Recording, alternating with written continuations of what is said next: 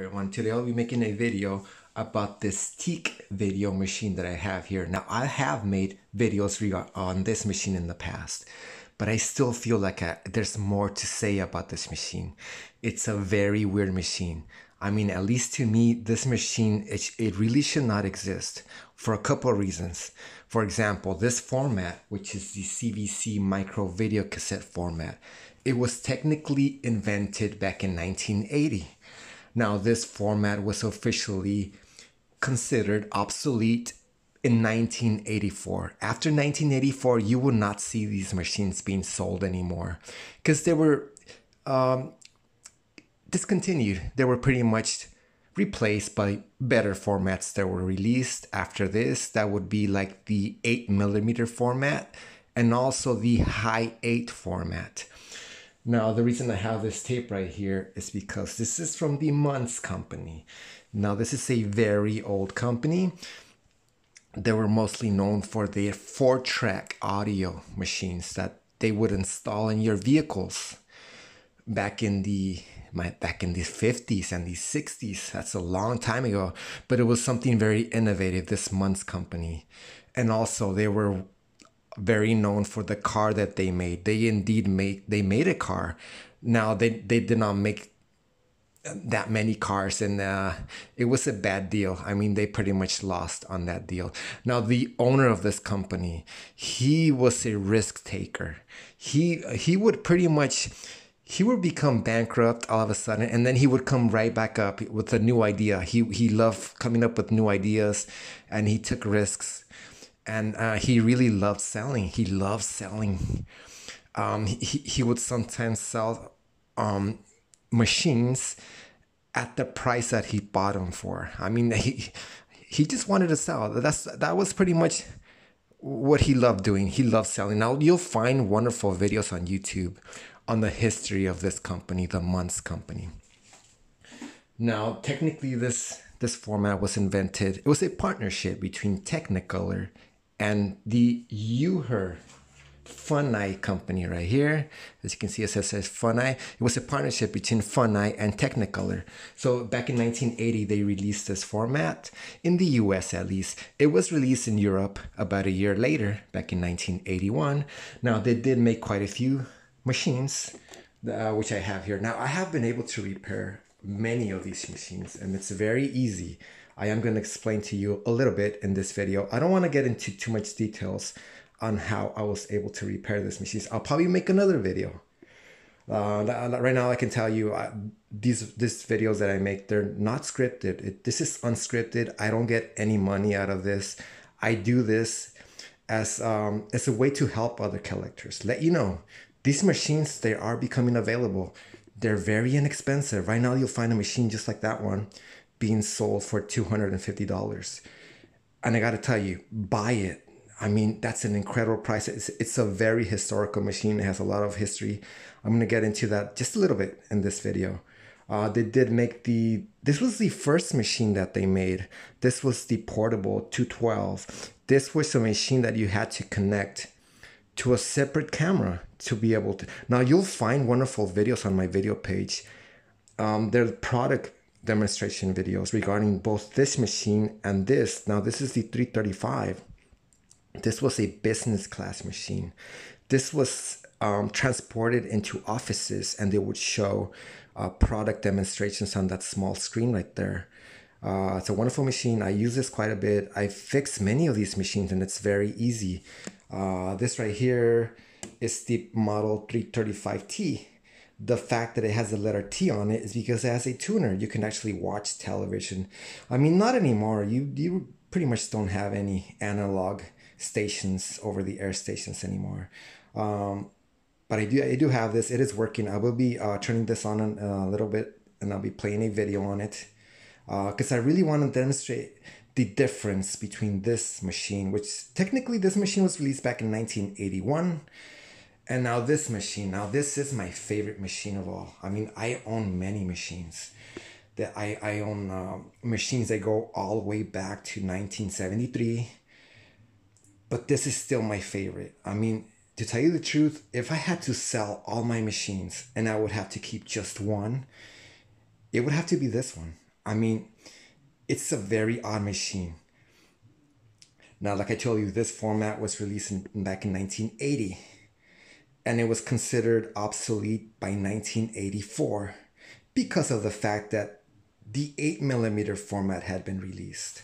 Now, this machine was released, believe it or not, in 1986.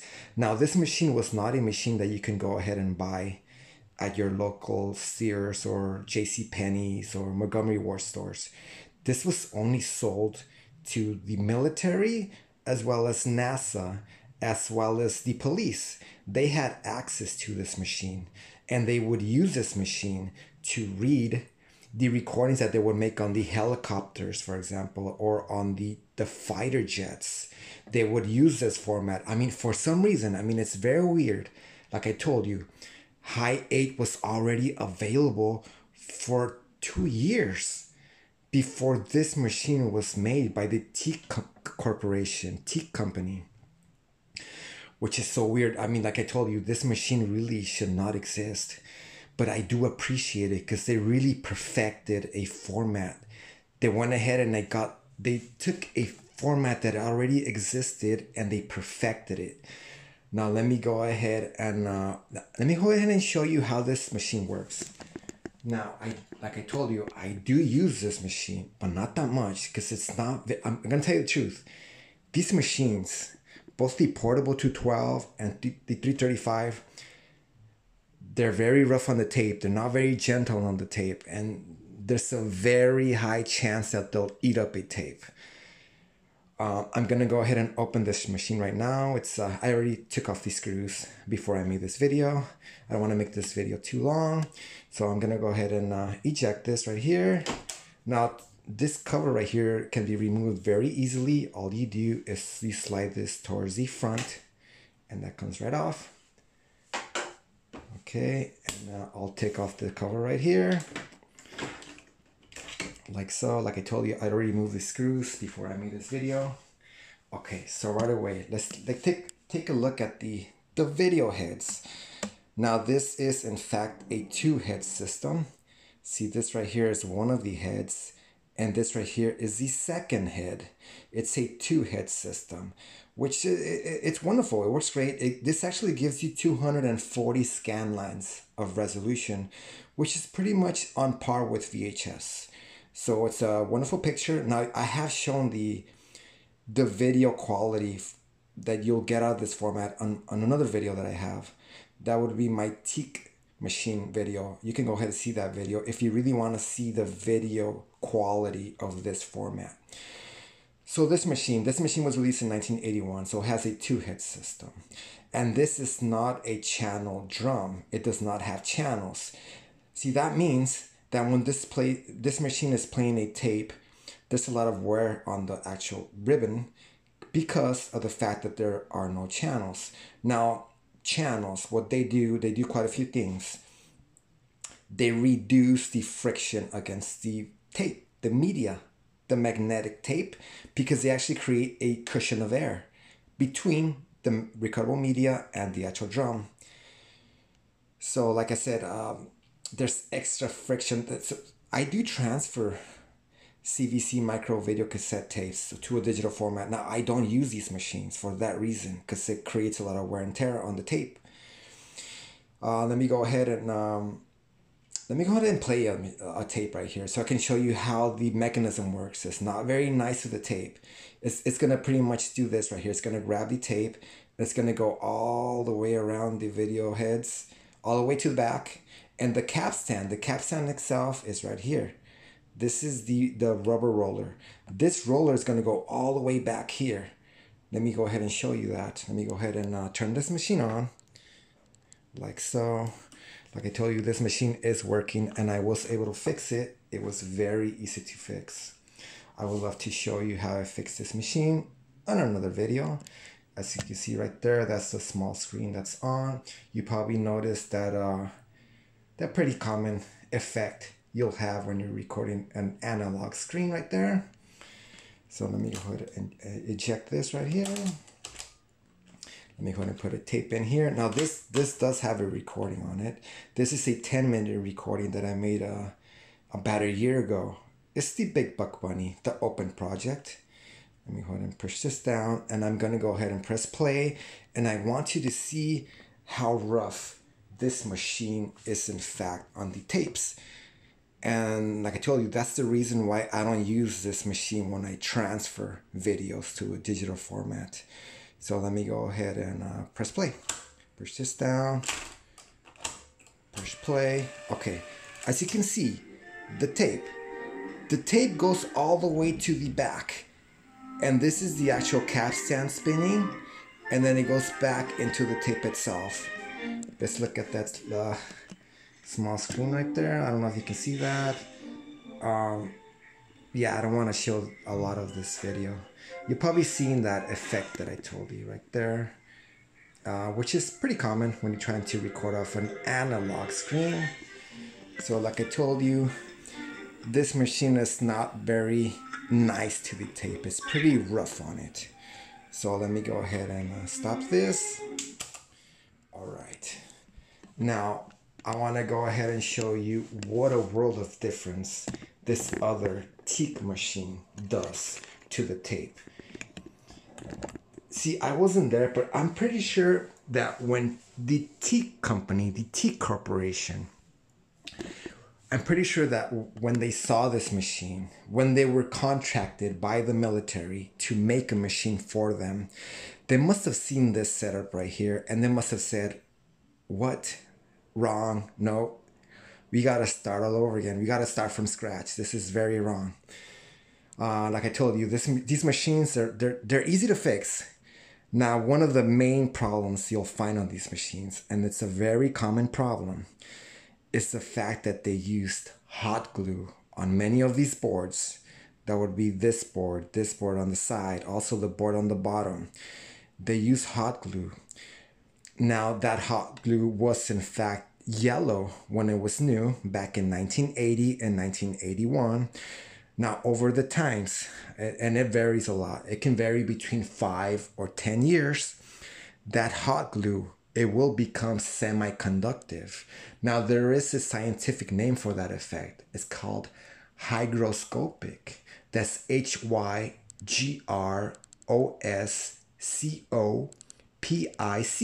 hydroscopic. Now, like I told you, it takes time for that to happen. It can take anywhere between 5 and 10 years. So if you do go ahead and you buy a machine in the here and now, 2021, for sure it will have that problem. And it creates quite a few problems. I mean, sometimes you'll notice that the machine keeps trying to play a tape, and it keeps trying, it keeps clicking, it'll keep trying and trying and trying, even if you don't have any buttons pressed down. And sometimes you'll press rewind and it will stay down, it'll pop right up. Sometimes you'll push fast forward and it won't stay down, it'll keep popping right back up. And sometimes you'll push play and it won't stay down, it'll keep popping right back up. And I gotta let you know, it's very easy to fix that problem if you take your time to remove that hot glue. Now, I gotta tell you, these machines, they do have lead. These machines were made way before the RoHS standards that we have nowadays regarding lead, regarding hexane, regarding mercury. So if you do want to go ahead and do that procedure yourself, which it's not impossible. I mean, it just takes time. For example, this machine, it took me, I don't know, about an hour to remove all of that hot glue. Now, right now, I can't tell you exactly which area to remove that hot glue. It's not because I don't want to be mean and not tell you where exactly to focus your efforts to remove the hot. The thing is that it varies very widely. Now, these machines, they were made mostly by machines, but not entirely. They were made partially by hand. So it varies a lot how much hot glue they placed, as well as where they placed that hot glue. Now, I'll tell you, regarding this machine, this would be the 335T. I actually dedicated my time and I removed one part at a time. And I noticed that I was able to fix this particular machine. But like I told you, that can vary. It can vary a lot. It was right here. Right here, let me try to zoom in. like I told you, I really want to help people. I don't want to just show off that I was able to fix this machine and not tell you exactly how I was able to do that. Right here, I don't know if you see these transistors right here. These right here, these had quite a bit of hot glue on them. They pretty much went crazy on the hot glue right here. There was a huge dab of hot glue right here. I noticed that after I moved the hot glue from these two transistors, I was able to get this machine up and running very nicely, very smoothly. It works great. Now, I'll tell you right now, these machines have 4 belts. That would be 2 square belts, 1 round belt, and 1 flat belt. Now, I have fixed a total of 5 of these machines. And in all of those 5 machines, it's always 1 belt that never survives. It always turns into goop. It turns sticky. That's pretty much what it happens. And that would be the largest of the 4 belts. That is a square belt. Now, you're not going to believe me when I tell you this, but you'll find that belt on Amazon. I mean, I know you probably don't believe me, but Amazon, they do sell a multi-pack of 50 belts. It's not expensive. It's only $10. And in that 50 pack, you'll have exactly 2 of the belts that you need for these machines. Now, believe it or not, this machine, which would be the 335T, as well as this machine was the 335, as well as these 2 machines, which are the 212s, they all use the same exact size belts. So by buying that 50 pack on Amazon for $10, you'll be able to fix 2 of these machines, which is incredible to know. I mean, I gotta tell you, it's not impossible to get these machines up and running. It's very easy. If you dedicate your time to remove that hot glue on the boards and change that single belt that never survives. I mean, at least in my experience, like I told you, I fixed 5 of these machines, and it's always that 1 belt that never survives. And that's the only belt that I've had to change on these machines. All right, now I want to show you how this machine works. Now, like I told you, I have made another video on this machine, but I never actually show you the insides of this machine. I mean, this is a beautiful machine. This is military grade. You'll notice a much improved job here. I mean, all of the wires are nice and coupled together with zip ties, and you have quite a few boards here. They're all removable. I mean, if for any reason one of these boards goes bad, they're very easy to remove. That's pretty much like a computer setup. This would be like the PCI cards right here. We have a total of 3. Now, I do have 2 of these machines. This right here is the NTSC standard machine. I bought this from eBay about a year ago. Now, I did buy this other one from Germany. Now, this is a PAL standard machine.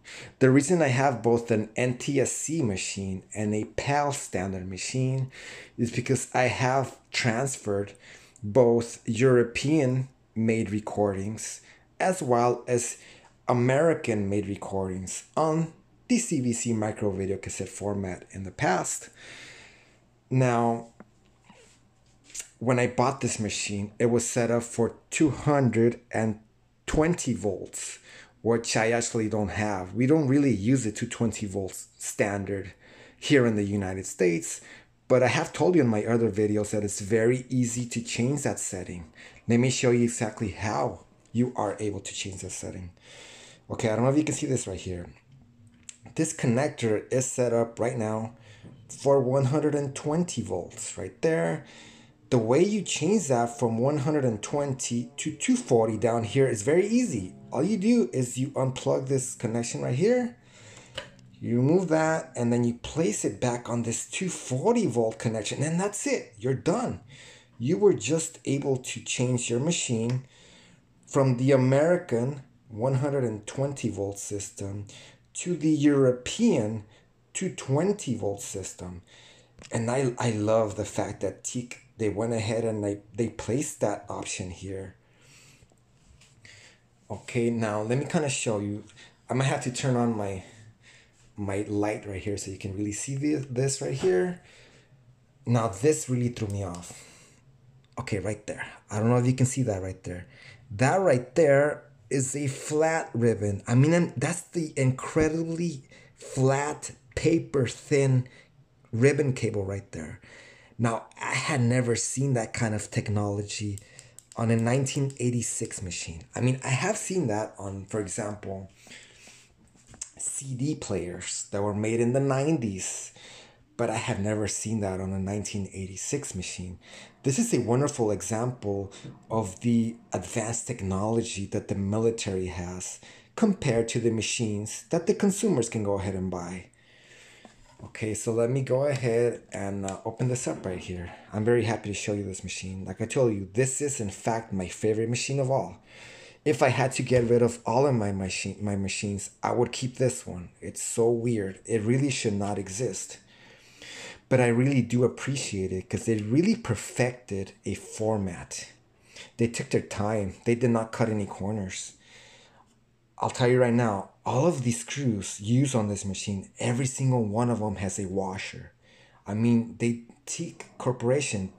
I mean, if you're familiar with TEAC audio cassette machines, you'll know that TEAC, they don't cut any corners. They use the latest and greatest on all their machines. So let me go ahead and open this right here. I'm going to have to go ahead and hold this up like so with a screwdriver. Let me go ahead and place this down. Okay. I'm going to go ahead and place the screwdriver right here just so I can kind of keep this open like so. Okay. Now this is the video drum right here. It looks very differently. You can probably tell it has more wires. You're probably thinking, why does this video drum have a total of 8 wires compared to this other video drum that only has a total of 4 wires? Well, the reason for that is because, believe it or not, this machine right here, that video drum right there, it does in fact have a total of 4 heads. Now you might not know that. I mean, you might be an expert on the CVC Microvideo cassette format. You might not know that this machine in fact has a total of 4 heads. Let me kind of show you the reason why. Now I have the manual for this machine, which I really love having. I mean, when I bought this machine, I had no idea it came with this manual. I'm very happy to be able to have a manual for something like this, because this is a very rare machine. I mean, you'll be able to find the high 8 version of this machine, which I believe was released back in 1989. But according to this machine is incredibly rare. I mean, they're very hard to find, and I'm a very happy owner of this machine. Okay, according to this manual, we have this A head. We also have this B head. We also have this C head. And we also have this D head. So we do in fact have a total of 4 heads. Now, what they give this setup, this is called a dual azimuth system.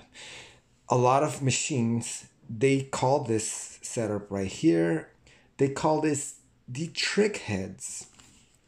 This would be your standard heads, which are used for both reading and recording. And these two would be your trick heads, which are used when you use this setting right here, which not many CVC machines had. That would be like the frame by frame, both fast forwards and backwards. And also these step buttons, when you press these buttons, I'm gonna do it right now. I mean, you'll be able to see another video where I go really in detail on the settings on this machine. I really wanna focus on the insides.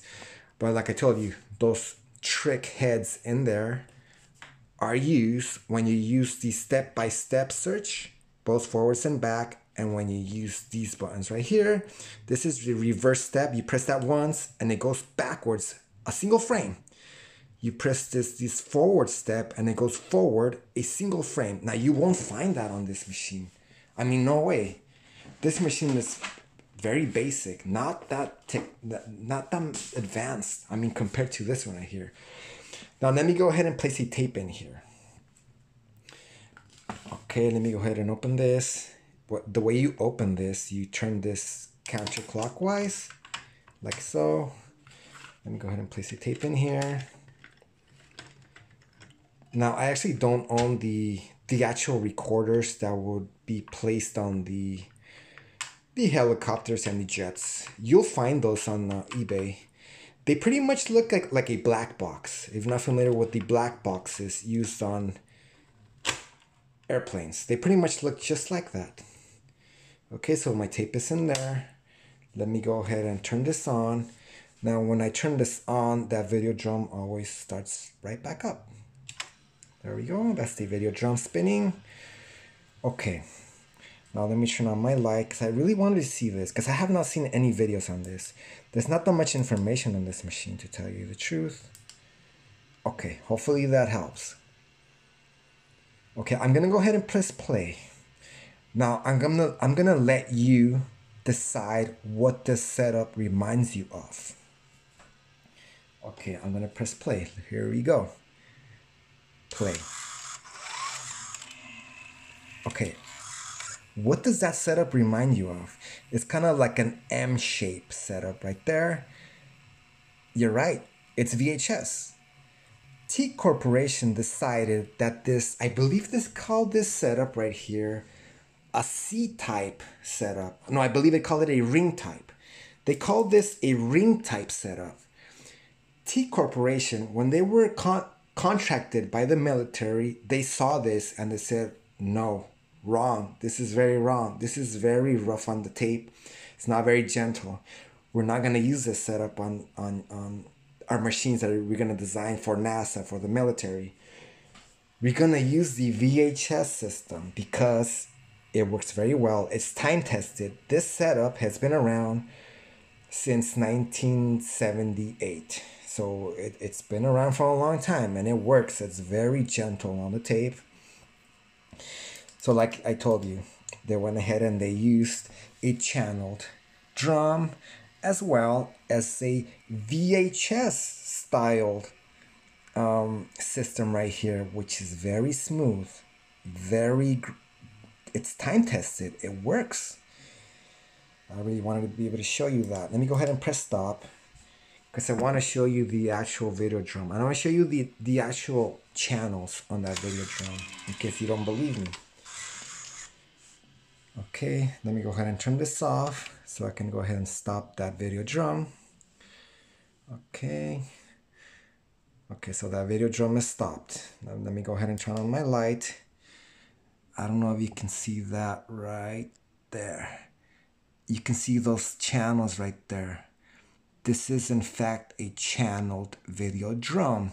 So even though this is technically a format that was obsolete. It was considered obsolete by 1986. For some reason, I don't know why, the military, NASA, they wanted to continue using the CVC Microvideo cassette format.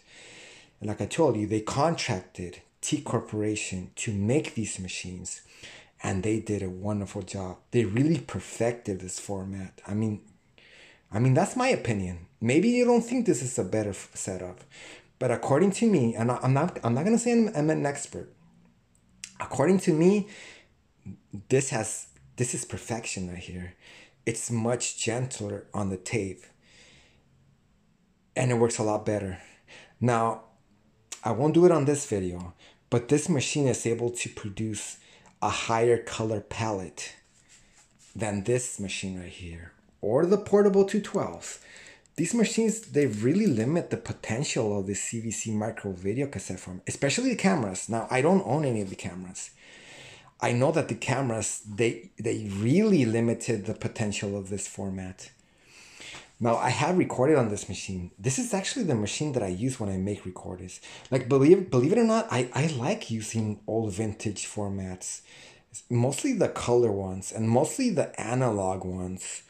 And mostly the ones that record onto magnetic videotape. Now, this machine is the machine that I use the most of all my machines. Like I told you, it's very gentle on the tape. And those channels, they help a lot. For example, I own, for example, the Quasar VR1000 machine. On that machine, I have to clean the heads every 2 hours. It's very tedious. It's a lot of maintenance. Now on this machine, I've had this machine for a whole year. Now, if I've had to kind of guess how many hours I've placed on this machine, I'll probably say it's probably 40 hours. Now, in those 40 hours of use, I've only had to clean the drum once. I mean, that's the wonderful thing about having a channel drum. It really minimizes the wear and tear on the tape. And also, the actual tapes themselves, that would be the CVC Microvideo cassette format. They actually use metal particle tape, which is great. I mean, it's very resilient. It's pretty much VHS or beta tape. I mean, these can take a beating. You can pretty much play these hundreds and hundreds of times, and they keep going and going. That's one of the reasons I like this format so much. Also, the reason I like it so much because it was released back. I was born around the time that this format was released. I was born in 1982. And it's also wonderful to know that this is pretty much the great-grandfather of all of the miniature-sized videotape machines. That would be like Video 8. That would be like High 8. That would be like Digital 8. That would be like Mini DV. And that would be like Micro MB. They're all pretty much existed thanks to this format. They tried to make a miniature sized, and also another reason why this machine is so weird, and another reason why I believe it really shouldn't exist. These tapes right here, you could only get a maximum of 1 hour. As you can tell right here, it says V60, which means V60. That's 60 minutes. You could only get 60 minutes of recording time on this format right here, which is so weird. Why would the military want to use such a format that only gives you 60 minutes of recording time when you already had the Video 8 format, and it did give you a total of 2 hours, which according to, I mean, at least to me, Video 8 was in fact a better format than this. And also, Video 8 did in fact allow stereo audio recording. This format right here, it does not allow stereo audio recording. This is only mono audio, single channel audio, which is another reason why this machine is so weird, and also the reason why I love it so much. I really love owning machines that are very rare, they're very weird, especially when they have a wonderful history. For example, I don't know what this machine has seen. It would be so wonderful to know what this machine has seen, if it's seen UFOs, if it's seen spy videos from a spy helicopter or spy jet airplane. It would be wonderful to know. So, well, since I'm here, let me go ahead and I gotta tell you that the CVC Microvideo format, it's my favorite format to collect. I mean, I was able to find this on eBay. I bought this from Europe, from Germany. It's kind of like this padded case right here. As you can see right here, it says Microvideo by Technicolor. I love this format. It's my favorite format to collect. Look at this. Now, I have seen something similar to this online. That would be the, I don't remember the website. It might have been the Lab Guys World website. I saw something like this and I really wanted something like this. So when I saw this on eBay, I bought this right away. I love owning this right here. Also something else that I had never seen before. And I don't know if you're an expert on this format. I don't know if you've ever seen such a thing like this. This is like a custom-made case for the portable 212 right there. And this Technicolor VCR. I love owning this. This is very 80s, that 80s look. I love the 80s stuff. Let me put this aside. And I do own the cases for these things. Now this would actually allow you to transport the 235 machine. This right here says Microvideo Technicolor. I love owning these things.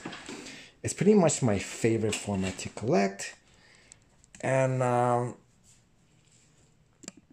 I'm very happy to make this video. I had been wanting to make this video for a long time. I had actually promised to show the insides of that machine about a year ago, and I noticed that I had not done that yet. So hopefully, if you're interested on this machine, if you really wanted to know more about it, hopefully I made this machine justice. I mean, there's not that much info on it. Let me go ahead and show you one more machine that I have. Now, I don't want to get into too much details on the machine. I just want to let you know that I'm very happy that I found this machine. Like I told you, I really like owning very rare machines that have a wonderful history on them. Let me go ahead and just show you this machine very briefly. Now, I'm not going to get into much details on this machine. I'll probably make another video on it. It really deserves a video on YouTube. Okay. Now that's this machine right here. Now right away you're probably thinking, I know what that is. That's a digital VHS machines. They're very common. I mean, you'll find them on eBay all the time. You'll find brand new mint quality machines all the time. There's nothing special about this machine. I mean, what are you going to say about this machine? I mean, it's very common. Okay. I don't want to get into too much details in this video. I just want to let you know I'm very happy I found this machine. Okay, I don't know if you noticed right here. This is this power right here, right? See right there, it says power. This is how you turn on this machine. But I don't know if you notice, over here, it also says power. Why is there two power buttons on this machine? Well, believe it or not, this machine was only sold to television broadcast stations. And it was very expensive. I believe this machine, when it was released, I believe was back in 2008. I believe it was 2008. Now, this is before the Blu-ray format. So the only way to be able to record a high definition 1080i signal was to use the digital VHS recordings. So back in 2008, when the television broadcast stations, they had to send out they called them their dailies. When they had to send their daily recordings to other TV broadcast stations or to critics. When they wanted to let critics view their recordings and let them know what they liked or what they did not like about them, they would use this machine because this machine, believe it or not, creates password protected DVHS recordings. Now, you won't find much information on this oddity. You'll find at most about 5 pages online, not much. We're talking about this. This cost $6,000, and you couldn't go ahead and go to Circuit City or The Good Guys to buy something like this. This was only sold via contract to television broadcast stations, and I do plan to make a video on this machine. It's a very interesting concept. There's no videos on YouTube on this oddity, and there's very little info online. Like I told you, I've only been able to find about 5 pages online talking about this. It's kind of like a secret, and I love owning this. And I do plan to make a video on this weird machine. Let me go ahead and tell you what model this is. If you don't believe me, I dare you to go ahead and find a machine just like this. Now, obviously, this is JVC, which is a very good company. They pretty much made the best machines. I mean, at least in my experience, they made the best VHS machines. JVC, this is the model SR-VDA300U. SR-VDA300U. Now, I dare you to find another machine just like this. You actually require 3 machines in order to use this setup. I mean, it's that secure. This machine creates those password protected videos. Now, you can't view them. You can't even view them on this machine. You need another machine to be able to view them, which is so interesting. I'm going to love making a video for this machine because there's very little info on this concept. It's a wonderful concept. And you actually need an ASI converter to be able to record. So you need 3 parts, but at least to me, this is the hardest part of those 3 parts to find. And I'm very happy to own this. Now, this cost me $450. which is a lot cheaper than what this machine cost when it was made. Like I told you, this cost $6,000. I've opened this machine. I've seen the interior. That would be the encoding card. It's pretty much handmade. It's like a custom card that was put in here, and I really want to show you that card. I really want to show you how this concept works, but that'll be another video. I really get carried away with this stuff. Like I told you, I'm not an expert. I do this as a hobby, and I do this for fun. I don't get any money out of making these videos. And I love watching my own videos.